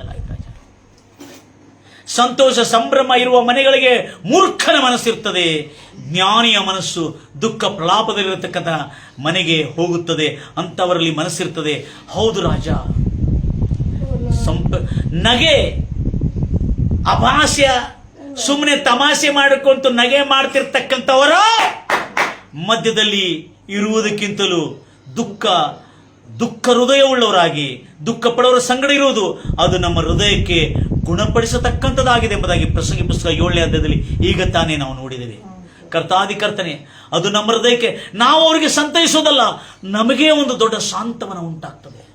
ಅವರಿಗೆ ನಾವು ಸಂತೈಸಿದ್ದು 100% ಆಗಿರ್ಬೋದು, ಆದರೆ ನಮಗೆ 1000% ನಮಗೆ ಸಂತೈಸಲಿಕ್ಕೆ ಉಂಟಾಗ್ತದೆ. ರಾಜ ಕರುಣಾಮಯನ ದೇವರೇ, ದುಃಖ ಪಡೋರು ಧನ್ಯರು, ಅವರು ಸಂತೈಸಲ್ಪಡುವರು. ರಾಜ, ಆ ಸಂತೈಸುವಿಕೆ ದೇವರಿಂದ ನಮಗುಂಟಾಗ್ತದೆ. ದುಃಖ ಪಡ್ತಿರತಕ್ಕಂಥ ಆ ಯಜಮಾನನ ಕುಟುಂಬಕ್ಕೆ ಆನೆಗಳು ತನ್ನ ದುಃಖವನ್ನು ವ್ಯಕ್ತಪಡಿಸುವುದಕ್ಕಾಗಿ ಬಂದಿದ್ದು. ಯಾಕಂದ್ರೆ ಆ ಆನೆಗಳಿಗೆ 100ರಷ್ಟಾದ ಸಾಂತ್ವನ ದೊರಕುತ್ತದೆ ಎಂಬುದಾಗಿ ಆನೆಗಳಿಗಿರುವ ತಿಳುವಳಿಕೆ ನಮಗಿದೆಯಾ? ಓ ಕೃಪಾ ಕನಿಕರನ್ನುಳ್ಳ ದೇವರೇ, ನಿನಗೆ ಸ್ತೋತ್ರ. ರಾಜ, ಮಹೋನ್ನತನಾದ ದೇವರೇ, ನಿನಗೆ ಸ್ತೋತ್ರ. ಕರ್ತನೆ, ಮನುಷ್ಯರು ಬೋಧಿಸರು ಅರ್ಥ ಮಾಡಿಕೊಳ್ಳಲಾರದಂತ ಜನರಿಗೆ ಇವತ್ತು ಆನೆಗಳ ಕ್ರಿಯೆಗಳಿಂದ ಅವರಿಗೆ ಉಪದೇಶ ಉಂಟಾಗಲಿ ಎಂಬುದಾಗಿ ನನ್ನ ಹಾರೈಕೆ. ರಾಜ, ಕೃಪಾ ಸಂಪೂರ್ಣ ದೇವರೇ, ನೀನು ಸತ್ಯವಂತನು, ನೀತಿವಂತನು, ನಂಬಿಕಸ್ಥನು. ನಿನ್ನನ್ನು ತಾನೇ ನಾನು ನಂಬಿಕೊಂಡು ನಾವು ಜೀವಿಸ್ತಾ ಇದ್ದೇವೆ ಕರ್ತನೆ. ಹೌದು ರಾಜ, ಎಷ್ಟೋ ಜನರಿಗೆ ಹೋಗಿ ಸುವಾರ್ತೆ ಸಾರಿ ನೀವು ನಿಮ್ಮ ರಕ್ಷಕನಾದ ಯೇಸುವನ್ನು ತಿಳಿದುಕೊಡ್ರಿ. ಯೇಸು ನಮಗಾಗಿ ಪಾಪದಿಂದ, ಶಾಪದಿಂದ, ರೋಗದಿಂದ ಆತ್ಮರಕ್ಷಣೆ, ಪ್ರಾಣರಕ್ಷಣೆ, ದೇಹ ರಕ್ಷಣೆ, ನಮ್ಮ ಆರ್ಥಿಕ ರಕ್ಷಣೆ ಮಾಡಿರುವ ರಕ್ಷಕನನ್ನು ತಿಳಿದುಕೊಡ್ರಿ ಎಂಬುದಾಗಿ ಬೋಧಿಸಿರುವಾಗ ಬೋಧನೆಯನ್ನು ಕೇಳಿ ಅರ್ಥ ಮಾಡಿಕೊಂಡು ಇದುವರೆಗೂ ಅನೇಕ ಜನರು, ಎಷ್ಟೋ ಜನರು ನುಗ್ಗಿ ಈ ರಾಜ್ಯದಲ್ಲಿ ಪ್ರವೇಶ ಮಾಡ್ತಿದ್ದಕ್ಕಾಗಿ ನನಗೆ ಸ್ತೋತ್ರ ಕರ್ತನೆ. ಈ ಸಂದೇಶವನ್ನು ಕೇಳಿ ರಾಜ, ಅವರ ಜೀವನದಲ್ಲಿ ಇಂದಿನಿಂದ ದುಃಖ ಪಡುವವರ ಮನೆಯಲ್ಲಿ, ಕಷ್ಟಪಡುವವರ ಮನೆಯಲ್ಲಿ, ಸಂಕಟದಲ್ಲಿದ್ದವರ ಮನೆಯಲ್ಲಿ, ಮರಣ ಪ್ರಲಾಪದಲ್ಲಿರುವ ಮನೆಗೆ ತನ್ನ ಹೃದಯವನ್ನು ತೆಗೆದುಕೊಳ್ಳುವಂತ ಜ್ಞಾನಿಗಳಂತೆ ನಿನ್ನ ಮಕ್ಕಳನ್ನು ಮಾಡು ರಾಜ. ಕೃಪಾ ಕನಿಕರಗಳ ದೇವರೇ, ಯಾರ್ಯಾರು ಇವತ್ತು ತನ್ನ ಮನೆಗಳಲ್ಲಿ ರೋಗದಿಂದ, ಗುಣವಾಗಲಾರದಂಥ ರೋಗದಿಂದ ಬಳಲುತ್ತಾ ಇದ್ರೆ ಅವರೆಲ್ಲರಿಗೆ ಸ್ವಸ್ಥತೆ ಉಂಟಾಗಲಿ ಎಂಬುದಾಗಿ ಹಾರೈಸುತ್ತಾ ಇದ್ದೇನೆ ಕರ್ತನೆ. ಕೃಪಾ ಸಂಪೂರ್ಣನ ದೇವರೇ, ನಿನಗೆ ಸ್ತೋತ್ರ. ಆನೆಗಳು ತನ್ನ ಯಜಮಾನನ ಮರಣಕ್ಕೆ ತಾವು ದುಃಖವನ್ನು ವ್ಯಕ್ತಪಡಿಸಿರುವ ಆನೆಗಳಿಂದ ಆದರೂ ನಾವು ಪ್ರಸಂಗಿ ಪುಸ್ತಕ 7ನೇ ವಚನ 1-6 ಈ ಸತ್ಯವನ್ನು ಇವತ್ತು ಕಲಿತುಕೊಳ್ಳಬೇಕಿರತಕ್ಕಂಥ ಕಳಕಳೆಯಿಂದ ಈ ಸಂದೇಶವು, ಈ ಸುವಾರ್ತೆಯು ನಿನ್ನ ಬಳಿಗೆ ಕರ್ತನೆ ಇವತ್ತು ನಮ್ಮ ಬಳಿಗೆ ತಂದಿರ್ತಾನೆ. ಹೌದು ರಾಜ, ಈ ಸುವಾರ್ತೆ, ಈ ವಾರ್ತೆ ರಾಜ ನಮ್ಮ ಜೀವನಕ್ಕೆ ಶಾಂತವನ್ನು ತರತಕ್ಕಂತಾಗಿದೆ ಕರ್ತನೆ. ಕೃಪಾ ಸಂಪೂರ್ಣ ದೇವರೇ, ನಿನಗೆ ಸ್ತೋತ್ರ. ಯಾರ್ಯಾರು ನನ್ನನ್ನು ಕೇಳ್ತಾರೆ ಅವರ ಜೀವನದಲ್ಲಿ ಅನೇಕ ರೀತಿಯಾದ ಸಂಕಟ ಬಾಧೆಗಳಲ್ಲಿರುತ್ತದೆ, ಅವರಿಗೆ ಕರ್ತನೆ ಸುಖ ಶಾಂತಿಯನ್ನು ಕರ್ತನೆ. ರೋಗದಿಂದ ಬಳಲುತ್ತಾ ಇರ್ತಕ್ಕಂಥ ಯಾರೇ ನನ್ನ ಪ್ರಿಯ ಸಹೋದರಿ ಸಹೋದರಾಗಲಿ, ಎಲ್ಲ ರೋಗಗಳಿಂದ ಕರ್ತನೆ ಯೇಸುವಿನ ನಾಮದಲ್ಲಿ ಅವರಿಗೆ ನಿನ್ನ ಶಿಲುಬೆಯಲ್ಲಿ ಗಾಯಪಟ್ಟಿದ್ದು ಎಷ್ಟು ನಿಜವೋ ಅವರ ರೋಗಗಳು ಗುಣಮುಖರಾಗಬೇಕು, ಆಗಿದ್ದು ಕೂಡ ಅಷ್ಟೇ ನಿಜ ಎಂಬುದಾಗಿ ನಾವು ನಂಬುತ್ತಾ ಇದ್ದೇವೆ ಕರ್ತನೆ. ನಮ್ಮ ಬಡತನವನ್ನು ಕರ್ತನೆ ನಿನ್ನ ಶಿಲುಬೆ ಮೇಲೆ ಹೊತ್ತಿದ್ದು ಎಷ್ಟು ನಿಜವೋ ಕರ್ತನೆ, ನನ್ನನ್ನು ಕೇಳುತ್ತಿರ್ತಕ್ಕಂಥ ಎಲ್ಲರ ಬಡತನವನ್ನು ನಿವಾರಿಸಲ್ಪಟ್ಟು ಅನೇಕ ಜನರಿಗೆ ದಾನ ಮಾಡುವಂಥ ಕುಟುಂಬಗಳಾಗಲಿ ಎಂಬುದಾಗಿ ಹಾರೈಸುತ್ತಾ ಇದ್ದೇನೆ ಕರ್ತನೆ.